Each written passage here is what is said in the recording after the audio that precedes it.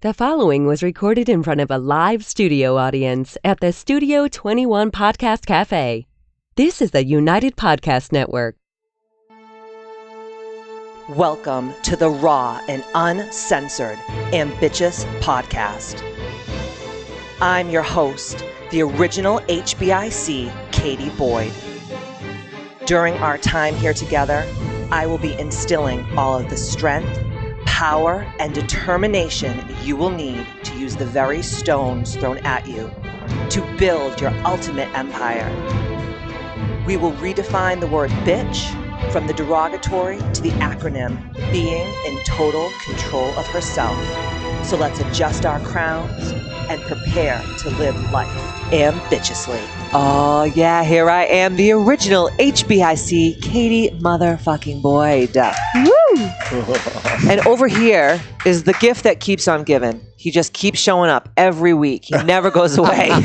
My husband, That's Matthew Martin Babine. That's one of your jobs. See, no one claps you because no one cares. No, I heard a cricket. It was Jill. You probably gave her $20 before the podcast started. It cost me 40, and I will do it again next week. And in the middle, our special guest, my ride or die boo, Monique Vacon. Oh, I'm so excited. All right. I'm not calling you the wrong name. I always used to call Monique Vacon.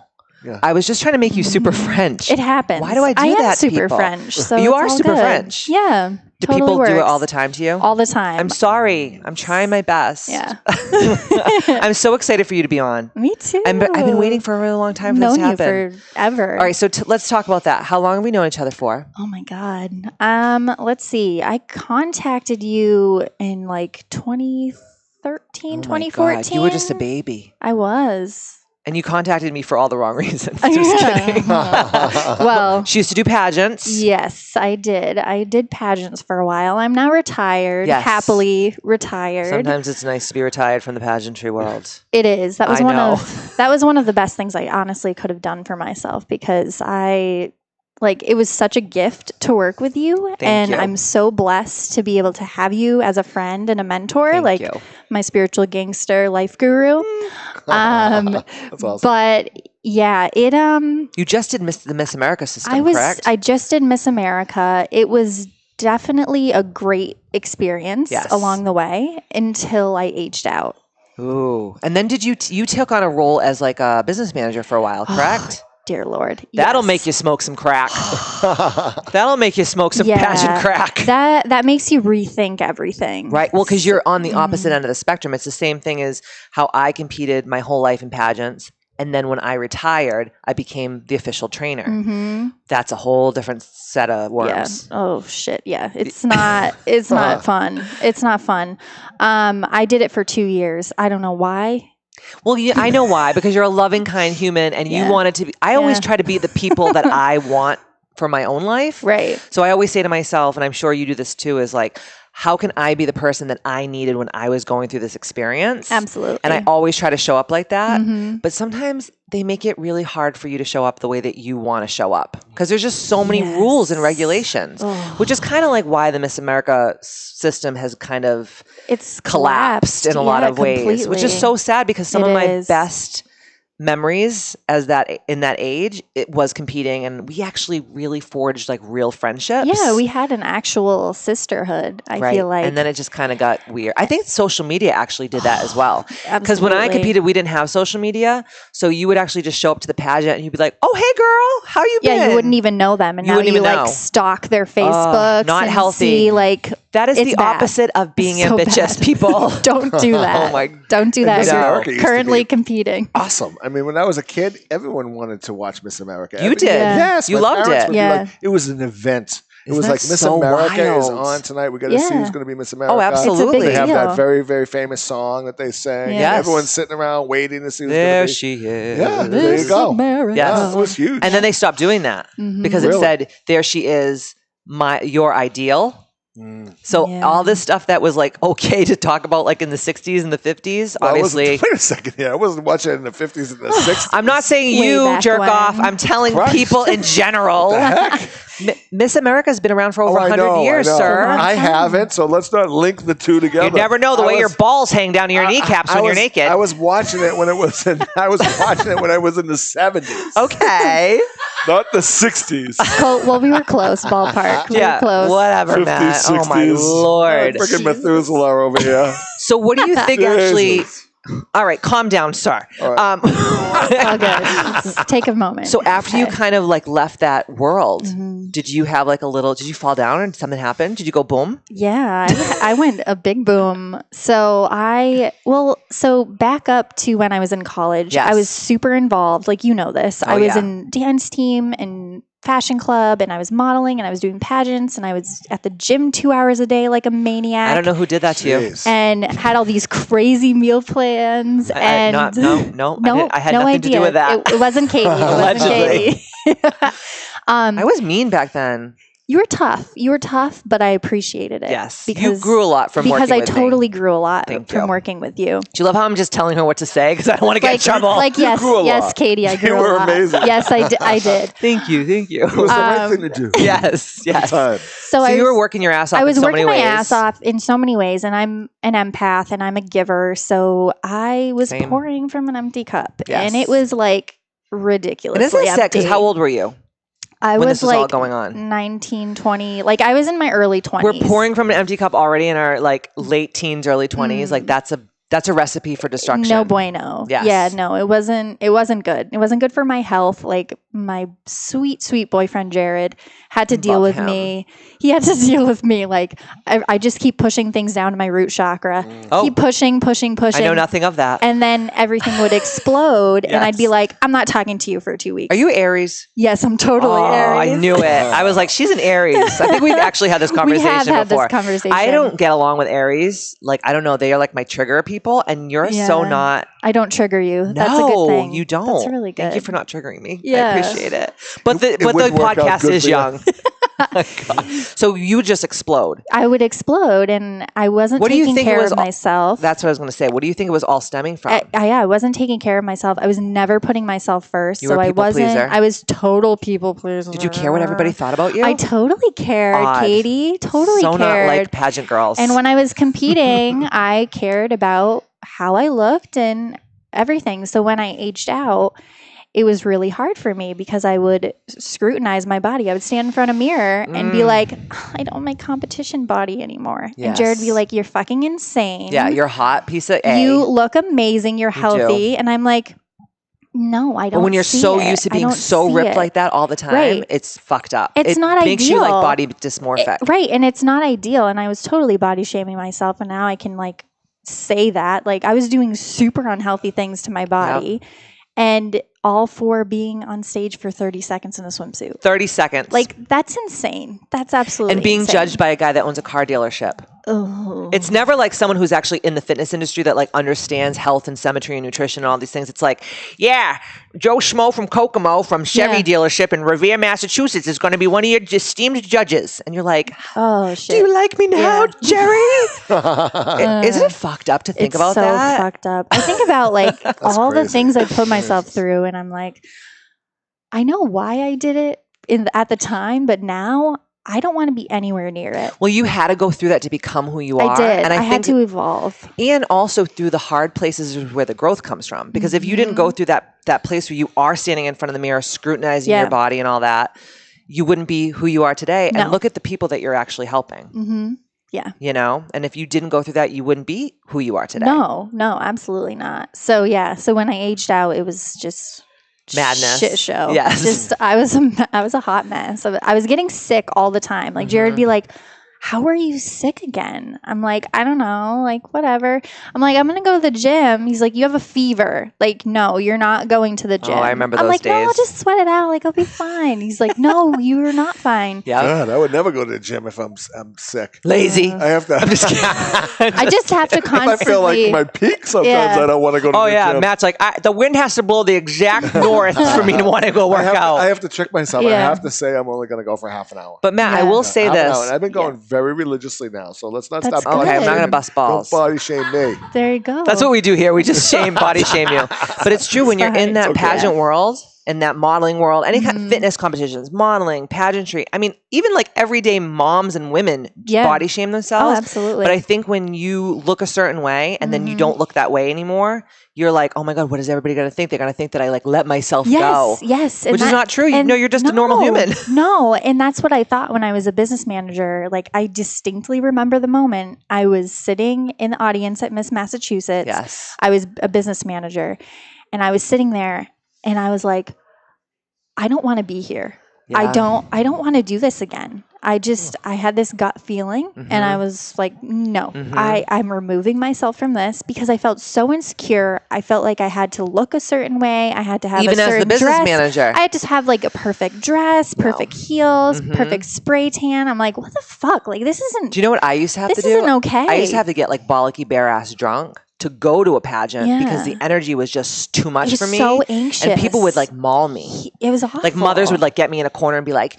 grab my fat on my arm and be like, my kid better win swimsuit tonight. And I'm like, get the fuck off me or I'll headbutt you. Yeah. And you know I will. That's terrible. And then I did that for 20 years. On top of competing for 20 something years. Can you imagine? I can't even imagine. What crack was I smoking? I had 1 year as a title holder and that was like my year. Yes. I had like over 100 appearances. I said yes to everything. Oh, I did too. I did like 100 something appearances 1 year when I can't remember what title that I held. Like I said yes to everything. And now like 2019, like on my vision board, you say no to everything. No, I say no to everything. Oh, Jesus, I love this. And you feel like a total badass. Like when you like think about a situation like, oh, you know, we're going to go out to sushi or we're going to go do this. And I think about the people who I'm going to be with and I'm like, does it serve me? Is that? No, I don't want to be around that energy. And you weren't like that until really Ambitchious came out. Until Ambitchious came out, I really like the no is a complete sentence. Was that your favorite podcast? That was my favorite podcast.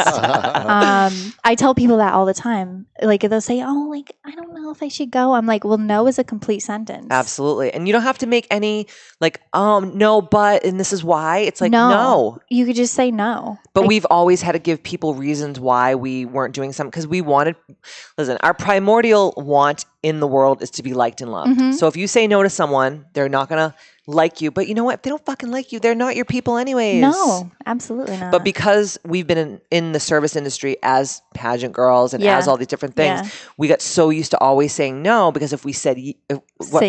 the opposite. We get so used to saying yes all the time that when we said no, people would be like, oh, she's a bitch. Yeah. She's a bitch. Like, like I actually thought at one point during the end of my pageant career that like bitch was like my pet name. It's like my cute little, like people just call me a bitch. And then I was kind of like, I'd own it because I'm like, yeah, I am a bitch. And then that's kind of how Ambitchious and, you know, evolved. But honestly, like our pageant stories are very similar, but both of us had to do this to be these people. We did. And now look at us. Now I'm completely, we don't fuck around. No, like I don't wear fake eyelashes. I don't have my hair perfect every day. I need some lashes. No, I'm not gonna lie. I do have also crystals in my bra. Essential oils everywhere. Jared's like, you went from like total glam to a hippie. I'm that's like, okay. I'm totally authentic. Well, you're just being who you truly are. That's who I am. And I think if you are truly authentic and you show up like that every day, you're giving all these women who look up to you permission to also do the same. Yeah. And every time that I want to post something on social media and it's like, I know that I'm only posting it because I should be posting. Yeah. Do you ever feel like that? Yes. Like I should be posting. I should be posting. And I'm like, I need to post this. Why though? No. Why do I, every time I fart, I have to post it on Instagram? It's like, come on, like enough is enough. And I am a millennial. So like I get such a bad, like, I don't know. Bad rep. I know. Okay. Listen, every generation has their good and bad situations, right? Like, I mean, look at Matt's generation, or the greatest generation, wasn't it, Matt? Oh, jeez. I knew I was going to get shit today.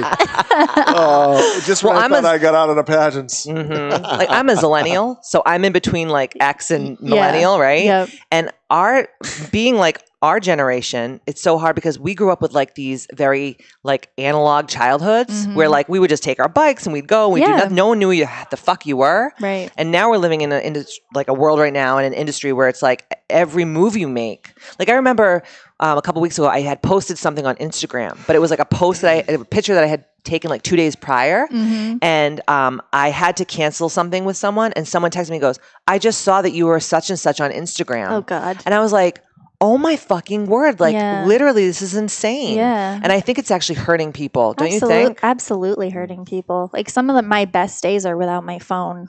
It's so just freeing, like isn't it? Shut out the world. Just eat the food so good. instead of taking pictures of it. Yeah. Right? Although the phone eats first, Matt. I am The phone guilty. eats first. The phone eats first. I am guilty of doing that. I don't know. When it's a good but meal, I want to post cook, it. But I love to cook. I love to be in the kitchen. So. Yeah, but you're serving people through that because you That's post your different, healthy right? food and you might inspire someone else to eat healthy. Right. And not go to, McDonald's and get a 20-piece chicken nugget, extra sweet and sour sauce, large fry, Diet Coke. Yeah. I've never done that before. No, I know nothing of that. What advice would you give to women who maybe would like to be ambitious but are really afraid? Because I know the fear factor is a huge thing to really step into this whole role of being truly ambitious. Yeah. So I would have to say, first of all, I want to tell like a quick story about Spirit Day. The first Spirit Day I ever went to. Spirit Day changes lives, man. You hear that all the time. It totally changed the trajectory of my life. Yeah. And so at that Spirit Day, we did a mortality meditation. Oh. And if you have never done one with Katie, like get your big girl panties onto that one. Get over there to KBMFC and do one. Thank you. Totally changed my life. I was definitely apprehensive. She basically walks you through your last day on earth. No big deal. Just like whatever. It's casual. And she's like, you might cry. It's going to be a little... People lose their shit. It's going to be intense. And I'm like, yeah, whatever. Like, okay. And I start journaling my regrets. And one of the things is like, so my mom has a huge family. So she's one of 6. Wow.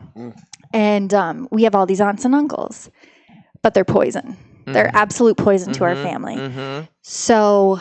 every time we'd go to a family gathering or anything, I'd feel like sick to my stomach, anxious, and thinking that I would need to like please. But would you them. think that you were the weird one because you felt that way? Oh, absolutely. At first, before you knew that you actually were sensitive to energy. I'm so sensitive to energy. Yep. It's crazy, which is why I want to use that gift towards Reiki. But that's a whole other future Reiki master in the making. Yeah, I definitely want to. But and at that moment, I remember I was driving home and I was talking to my mom on the phone. And I was like, after Spirit Day. After Spirit Day. Yes, I was calling her and I said, I hate Uncle this and I hate this aunt and I hate all of them. And she's like, yeah. She's like, Monique, I do too. Like, they're terrible. Like, they tortured me as a kid. Like, they're awful people. And I said, I'm going to cut them out of my life. Wow. And I started to cut like aunts and uncles and cousins completely out of my life. And it changed things. And then I started like getting like excited and like high off. You're like, I got to cut everybody. And I was I was like, who else can I cut out of my life? That's awesome. I'm like, it's so freaking, it's liberating. It feels so fucking good to just be like, I'm done with you. And I don't need to tell you why. And it doesn't even have to be like, see, this is another thing too, is people think it has to be this big explosion. Mm-hmm. It doesn't. It could just be like stopping to call them, not texting them, not taking them. Exactly. Saying no. Hello. Just say no. And knowing like when I go over such and so-and-so's house and I feel like I'm going to have explosive diarrhea, it's not just because I had bad Mexican food the night before. It's literally because people making me feel that way. That anxiety is so... Ugh. So if you feel like every time you see your aunts and uncles or your grandparents and you want to shit your fucking pants... It's probably not because you ate too much chili con carne like before. It's because you're sensitive to energy. Yeah. But people never talk about this. No. And the only people that talk about this is new age, kind of like us woo people that people are like, you're crazy. You wear crystals in your bra. Yeah, all the time. Yeah, I do. Yeah. And even if the crystal, let's just say I'm wearing black. I don't. Matt wears it in his undies. Gonna get on that. Matt wears it in his undies under his grundle. He just shoves a a little black tourmaline right under his grundle. Why do I even speak? I don't know. I don't even know why you're here. But say let's just say black tourmaline, as you know, right? Black tourmaline helps. It's kind of like the I am rubber, you are glue. Whatever you do to me bounces off me and sticks to you stone. Mm-hmm. So I'll wear that like if I'm going to a place where I don't really know the people. Yeah. And what I'll say is as I put the black tourmaline on my body, I'll say, please protect me from anything that does not wish me light or love. Let's just say the black tourmaline doesn't do that. It's the intention that you put into the stone or what you're doing. Absolutely. Right? Like, I mean, Mercury's been in retrograde and it's been a shit storm. Ma'am. It's been nasty. Like, I'm ready for this new moon because it's going to bring some good energy. I'm so excited for it. Changes. I'm so excited. But yeah, once you like start cutting people out of your life, it's like very, very liberating. You get high off of it. Like I was like, ooh, who can I like get rid of? Yeah. Well, it's taking your power back. It's right? totally taking your power and we back. talked about that at the last Spirit Day. Yes. You were like, you totally called me out on my shit. And you were like, because I was like, I'm here because my testing anxiety, because I'm taking my MTELs. And Katie's like, I was like, bullshit. bitch, please. She's like, bullshit. There's something deeper. She's like, you're taking your power back. And that's totally what it is. 110%.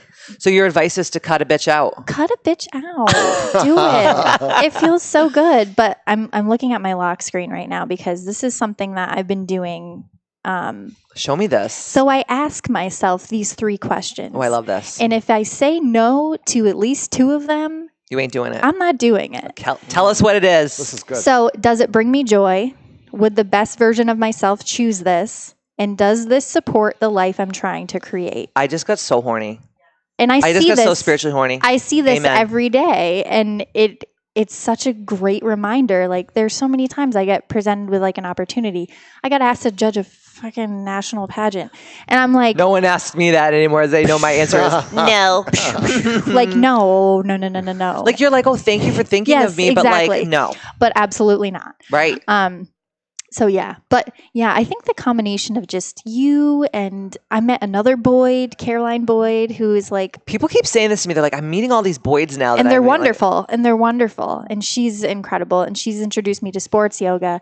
And when I was going through my like body shaming, like I hate myself phase. We've all been there. Sometimes we go back to it every so often. Yeah.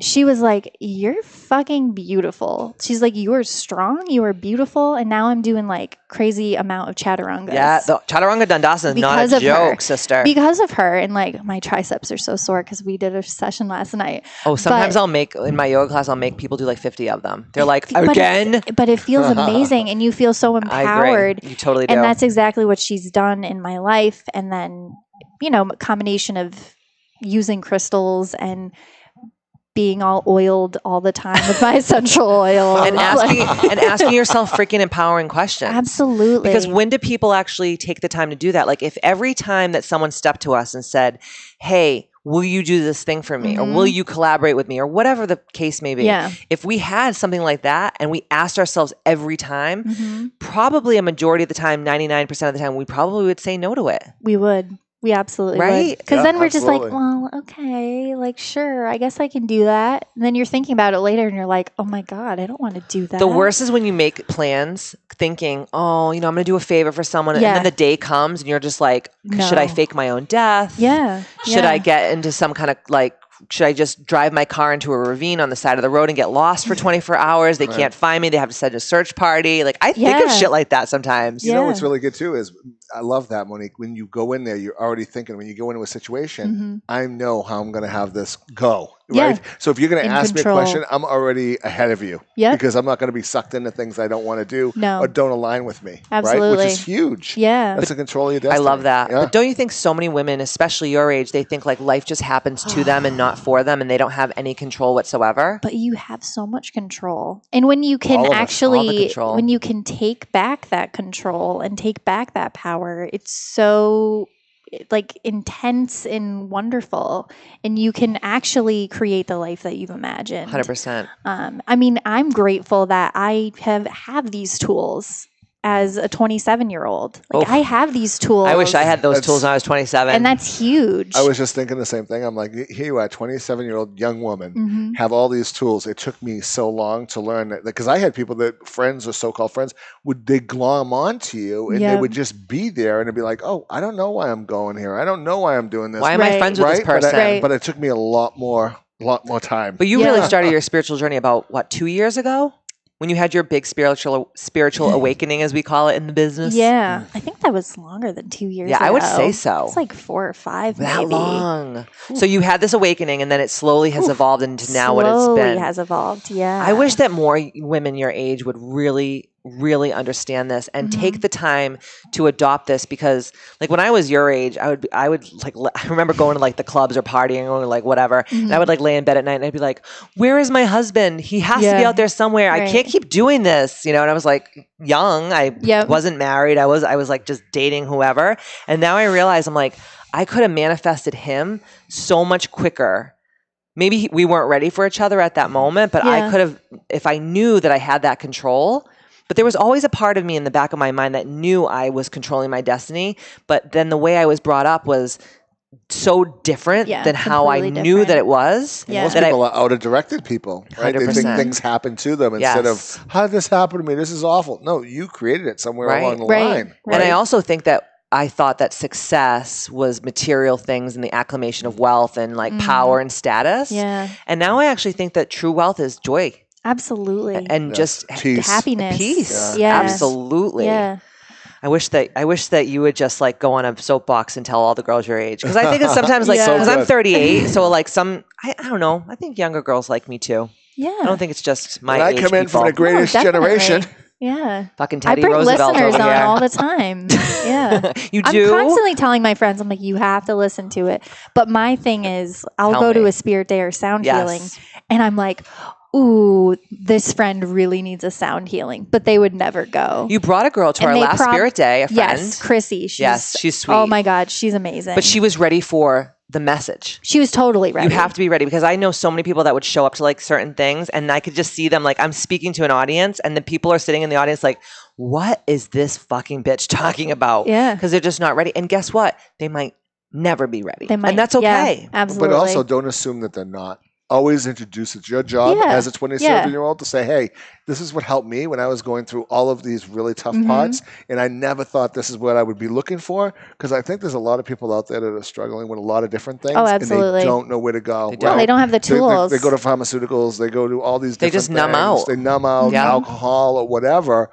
And they don't get to the true answers. It's like you can get high off of essential oils and crystals and be happy. Meditation. And meditate. Meditation has been huge. Absolutely. Huge. I mean, I still like to have fun. Don't get me wrong. Yeah. I think people think too, like when you become spiritual, then you're just like boring and you go live in a fucking cave somewhere and shave your head.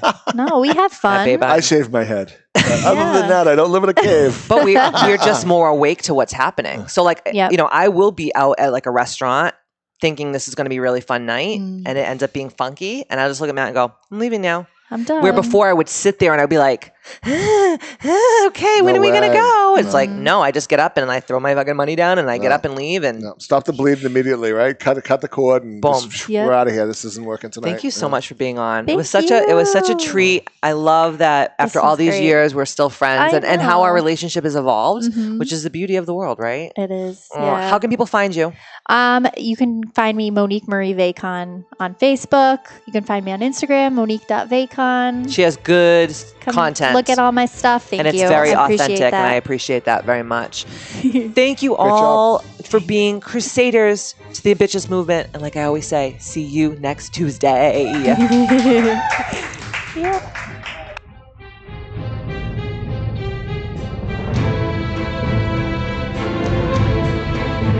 The views and opinions expressed by the hosts, guests, or callers of this program do not necessarily reflect the opinions of the Studio 21 Podcast Cafe, the United Podcast Network, its partners, or affiliates.